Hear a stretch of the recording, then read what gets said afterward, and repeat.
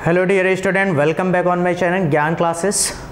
In today's topic we are going to study trigonometric functions graph, जिसमें particular हम पढ़ेंगे sin x and cos x का graph पढ़ने वाले हैं इस वीडियो में। तो अच्छे से समझने के लिए अंत तक हमारे वीडियो में बने रहिए। चैनल को सब्सक्राइब कर लीजिए, बेल आइकन पे क्लिक कर लीजिए, जिससे हमारे वीडियो का लगातार नोटिफिकेशन आपको मिलता रहे। लाइक करिए, कमेंट करिए, वीडियोस को शेयर करिए और चैनल को हमारे सपोर्ट करिए। चलते हैं ग्राफ की तरफ। सबसे पहले हम पढ़ने जा रहे हैं sin x का ग्राफ। चूँकि हम इस वीडियो में सिर्फ दो ही ग्राफ पढ़ने वाले हैं, sin x का एंड cos x का। तो sin x का ग्राफ हम सबसे पहले देख लेते हैं, y = sin x। इसको समझने के लिए सबसे पहली चीज़ आप यहाँ पर देखें, ये एक्सिस है, ठीक है। दैट इज इसको हम x एक्सिस लेंगे, y एंड y डैश, ठीक है। और यहाँ पर 1 यूनिट लेंगे, ठीक है। 1 यूनिट सर्कल के बेस में ही ये ग्राफ बना होता है। और हम ये भी आज पढ़ने वाले हैं, समझने वाले हैं कि 1 यूनिट ही क्यों लेते हैं, 1 यूनिट सर्कल का ही यूज क्यों करते हैं, 2 यूनिट का यूज क्यों नहीं करते हैं। और ग्राफ्स में आप लोग मैक्सिमम टाइम किसी भी वीडियोस में देखते हो या कुछ कहीं भी पढ़ते हो तो आप सिर्फ इतना पढ़ लेते हो, रट लेते हो, दैट इज कि ऐसे ऐसे ये ग्राफ बनता है, कुछ यहाँ पर रेडियंस लिखे होते हैं। तो सिर्फ इतना ही पढ़ना या समझना इनफ नहीं होगा आपके लिए। आगे आपके कंपटीशन एग्ज़ाम्स के लिए या फिर आप IIT की तैयारी करते हो तो आप डीपली अगर कोई चीज़ पढ़ते हो तो बेहतर आपको रिजल्ट मिलता है। तो आज वही हम इसको थोड़ा डीप में पढ़ने वाले हैं, ग्राफ्स कैसे बनते हैं। सबसे पहले आप देख लीजिए, यहाँ पर कुछ रेडियंस ले लेते हैं। यहाँ पे ये 0 डिग्री है एंड देन ये आपका π/2 एंड देन आपका होगा pi, after that 2/3 and 2 pi, sorry यहाँ पे 3π/2 एंड 2 पाई। आगे अगर और जाएंगे आप, दैट इज यहाँ पे होगा 5π/2 एंड 3 पाई। बस यहीं तक आप समझिए। सेम चीज़ इधर हो जाएगी आपकी, यहाँ भी आप ले लीजिए π/2 माइनस का पाई। ये पॉइंट्स कुछ आपको मालूम होने चाहिए, 3π/2 2 पाई एंड 5π/2 3 पाई। ये सभी माइनस में होंगे, ठीक है। चलिए, ग्राफ कैसे बनता है उसके लिए सबसे पहले अगर आपने यूनिट सर्कल अच्छे से समझ रखा है, नहीं समझ रखा है तो इसको हम समझाने वाले हैं। ध्यान से आप समझिए, यहाँ पे ध्यान से देखिए, यूनिट सर्कल आप समझ लीजिए। ये हम y एक्सिस ले रहे हैं और ये x axis, x dash y dash, ठीक है। 1 यूनिट, ये यहाँ पे 0 होगा, 0,0, यहाँ पे 1 ले लीजिए, ठीक है। दैट इज यहाँ भी कितना होगा 1, यहाँ भी 1 होगा, दैट इज यहाँ भी 1 होगा। यानी हमें रेडियस जो सर्कल का लेना है वो कितना लेना है, 1 यूनिट लेना है, ठीक है। तो आप इसको बना लीजिए।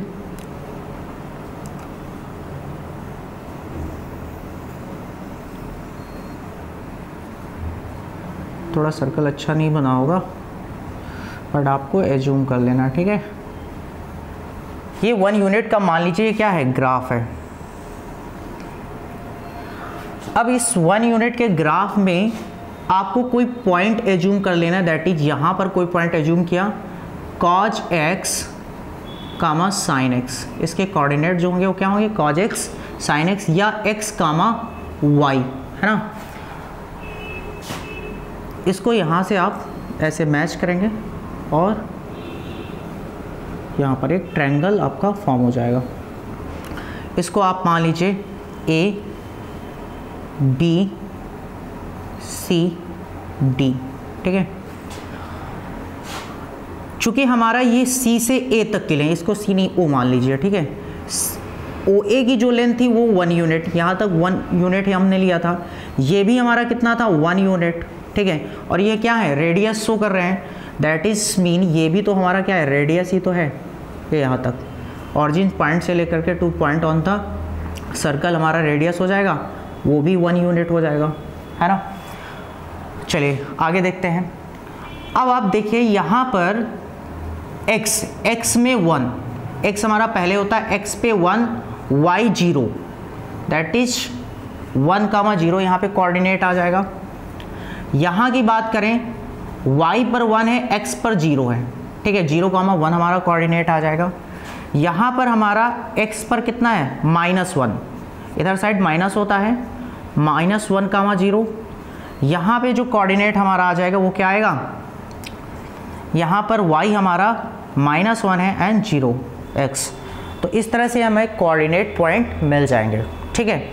चलिए अब हम एंगल्स एंड उनकी वैल्यू, ठीक है, साइन 0, ठीक है, साइन 0 की वैल्यू क्या हो जाएगी, 0 डिग्री की, 0 साइन यहाँ पर 0 होगा तो यानी साइन यहाँ पे है ना, यानी y की बात कर रहे हैं हम, साइन ही तो y है आपका, है ना, और y यहाँ पे क्या है, 0, तो दैट इज साइन y की वैल्यू हमारी क्या हो जाएगी, साइन 0 की वैल्यू दैट इज 0, ठीक है।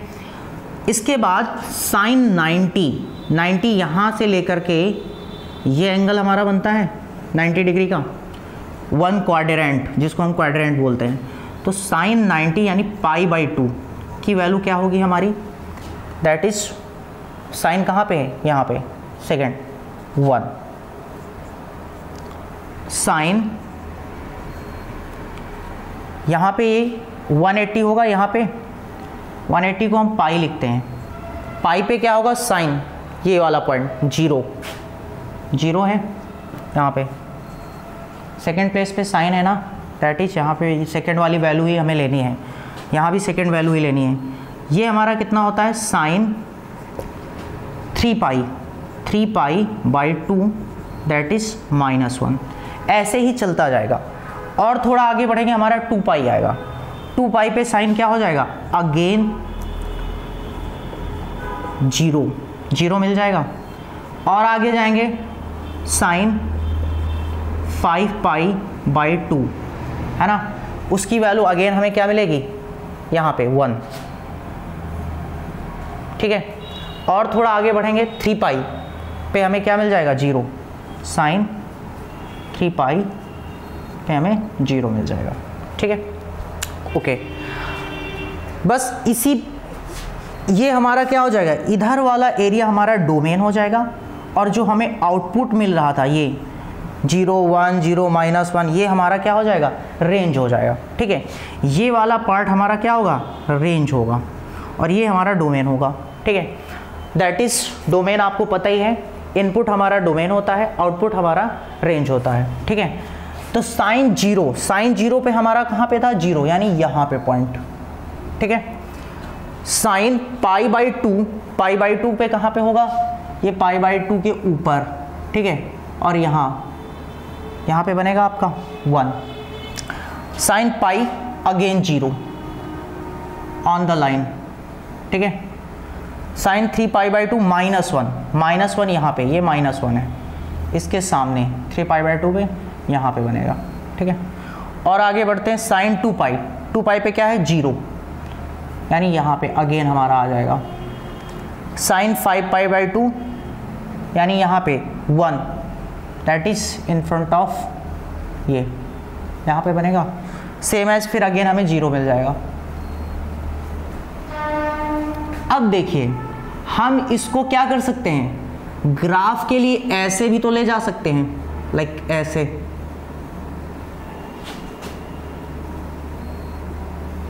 बट ये हमारा ग्राफ रॉन्ग हो जाएगा, गलत हो जाएगा। क्यों, यही चीजें तो हम बताना चाह रहे हैं कि सिर्फ आपको ये पढ़ लेना इनफ नहीं होगा कि बस ऐसे ऐसे पढ़ लिया।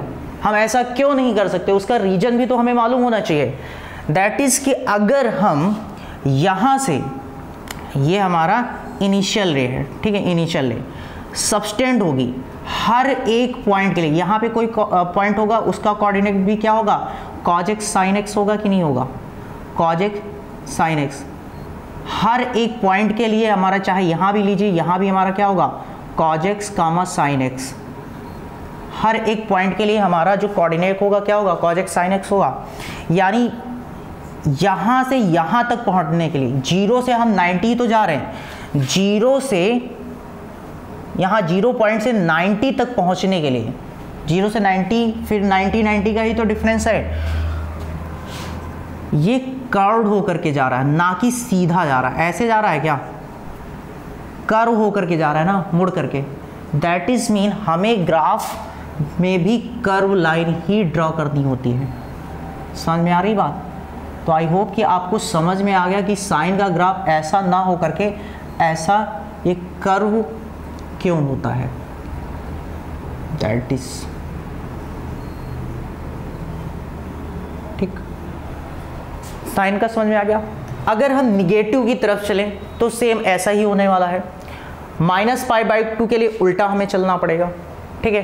दैट इज यहाँ से स्टार्ट होगा -π/2, -1 यहाँ से, फिर यहाँ पे, फिर यहाँ पे, है ना, फिर यहाँ पे अगेन, देन अगेन यहाँ पे, लाइक।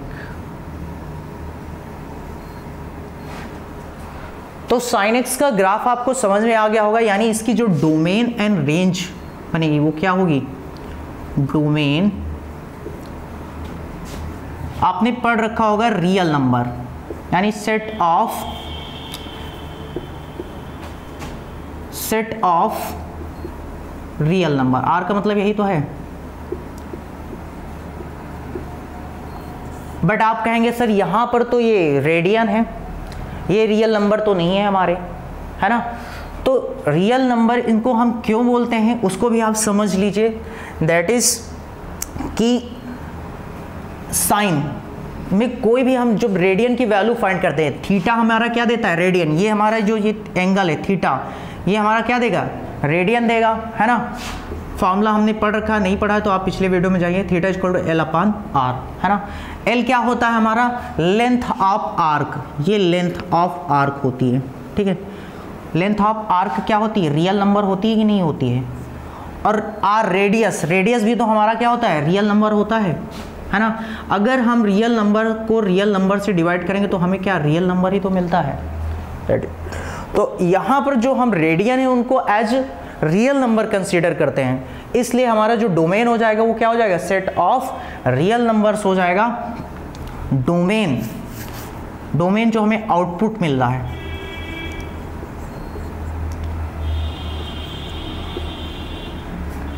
देखिए 0 -1 1, यानी -1 से लेकर के +1 तक ही हमारा जा, -1 इंक्लूड है +1, और कोई वैल्यू हमें रेंज में दिख रही है, दैट इज -1 से लेकर के +1, उसके बीच में 0 भी आ जाएगा, ठीक है। लेकिन हमें रेंज में बीच की वैल्यू लिखने की जरूरत नहीं होती है, ठीक है। सॉरी डोमेन कर दिया, ये रेंज होगा, ठीक है। तो आपको समझ में आ गया। और यहां पर ये ब्रैकेट को अच्छे समझ लिए, ये होता है हमारा क्लोज इंटरवल, और क्लोज इंटरवल का मतलब होता है ये वाली वैल्यू इंक्लूडेड हैं। अगर यहां पर ओपन इंटरवल होता, दैट्स मीन ये -1 एंड 1 वैल्यू इंक्लूड नहीं होगी, यानी यहां पर -1 या 1 नहीं आया होता, तब हम क्या यूज करते हैं, ओपन इंटरवल। यहां पर क्लोज इंटरवल यूज करने का मतलब है -1 और 1 भी वैल्यू आएंगी आउटपुट पे। समझ में आ गई बात। हाँ, एक और चीज, आपने ये तो समझ लिया कि हमारा ग्राफ ऐसे ऐसे क्यों बनता है, ठीक है, कर्व शेप में क्यों बनता है ना, स्ट्रेट लाइंस क्यों नहीं होती हैं। एक चीज और क्वेश्चन एराइज होता है, सर यहाँ पर आप 1 यूनिट सर्कल ही क्यों लेते हो, 2 यूनिट क्यों नहीं लेते हो, यानी यहाँ पे रेडियस 1 क्यों लेते हो, यूनिट सर्कल ही क्यों पढ़ते हैं। हम यहाँ पर 2 यूनिट यहाँ तक, यानी इसको ऐसे एक्सटेंड कर दें, 2 यूनिट ले लें, है ना, यहाँ से ग्राफ ड्रा करें, सर्कल ड्रा करें तो क्या होगा। तो उसका भी कॉन्सेप्ट समझ लीजिए। दैट इज कि यहाँ पर ये सर्कल है, ठीक है,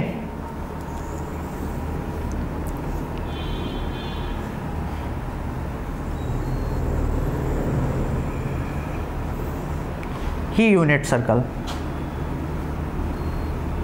यहाँ पे 1 से हमने वैल्यू, यहाँ पे कोऑर्डिनेट हमने माना था cos x sin x, ठीक है, और ये हमारा ट्रायंगल फॉर्म हुआ था।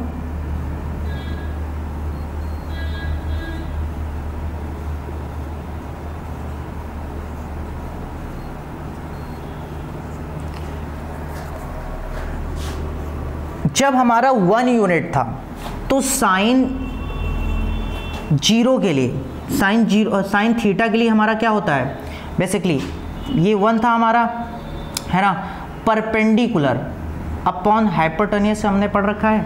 परपेंडिकुलर क्या है, BC, और हाइपोटेनियस क्या है हमारा, BO, दैट इज 1, है ना।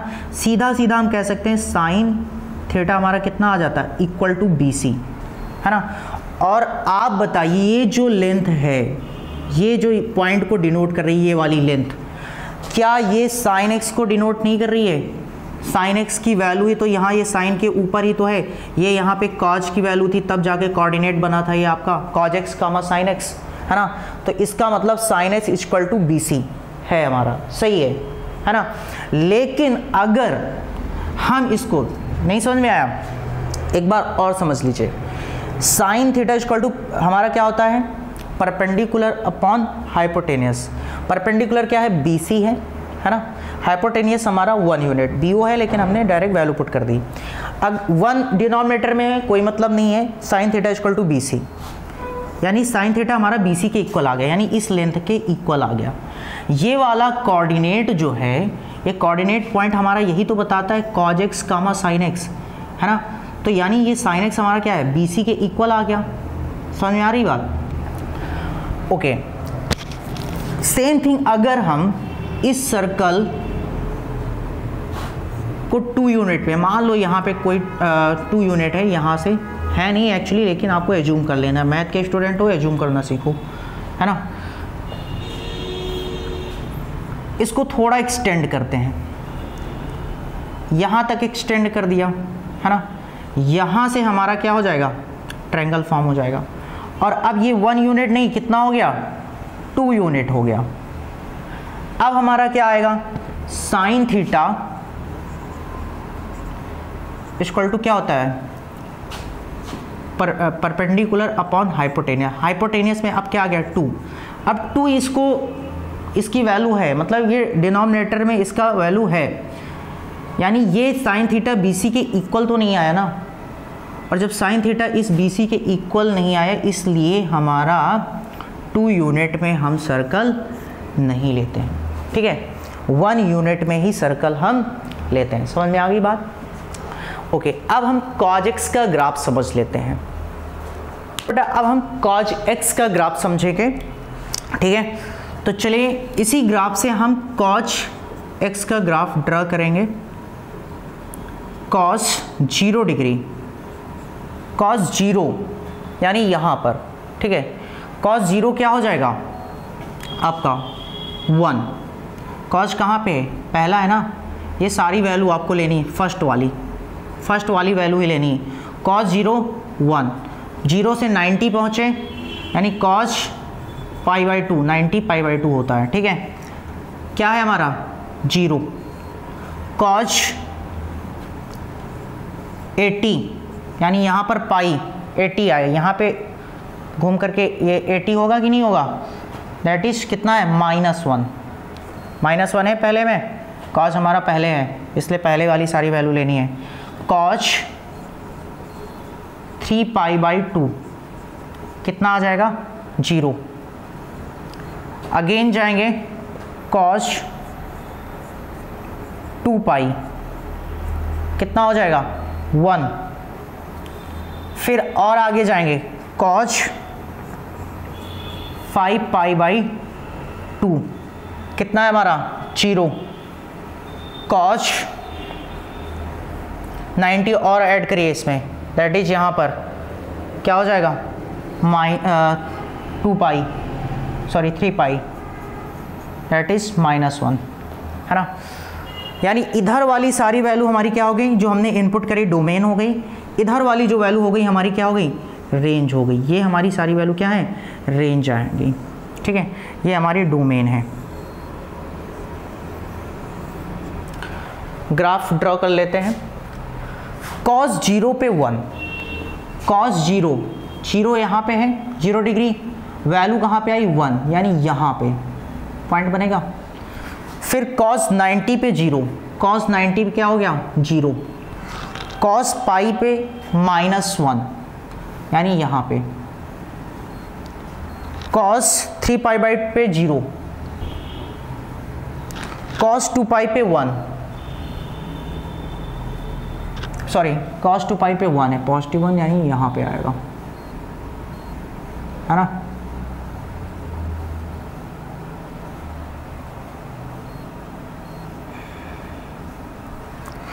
cos 5 पाई बाई 2 0 और cos 3 पाई पे हमारा -1, यानी यहाँ पे मिला दीजिए इन लाइंस को। कर्व क्यों है आपको समझ में आ गया ऑलरेडी। इन पॉइंट्स को हम मिला देंगे, दैट इज ऐसा कुछ हमारा ग्राफ बनेगा, ठीक है। सेम एज निगेटिव के लिए अगर हम देखें, cos 0 पे कितना रहेगा, 0 ही रहेगा। cos -पाई बाई 2 हमारा कहाँ पे आएगा, यहाँ पे, ठीक है, 0, सॉरी cos 0 पे 1 एंड -पाई बाई 2 पे 0 एंड cos -पाई पे हमारा कहाँ पे आएगा, यहाँ पे, ठीक है, यानी -1। ऐसे ही आपका ये बनता चला जाएगा, ठीक। इसको भी आप मैच कर दीजिए।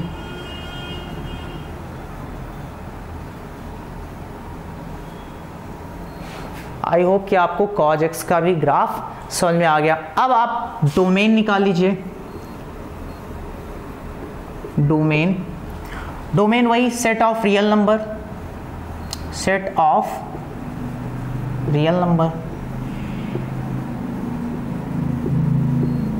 ठीक। रेंज क्या हो जाएगी, जी 1 0 -1, यानी सारी वही वैल्यू हैं जो साइन में थी, तो -1 से लेकर के +1 तक क्लोज इंटरवल यूज होगा, क्योंकि यहाँ पे ये दोनों वैल्यू आपके इंक्लूडेड है। आई होप कि आपको cos x का भी ग्राफ समझ में आ गया हो। बाकी अदर ग्राफ को समझने के लिए हमारे चैनल को सब्सक्राइब कर लीजिए।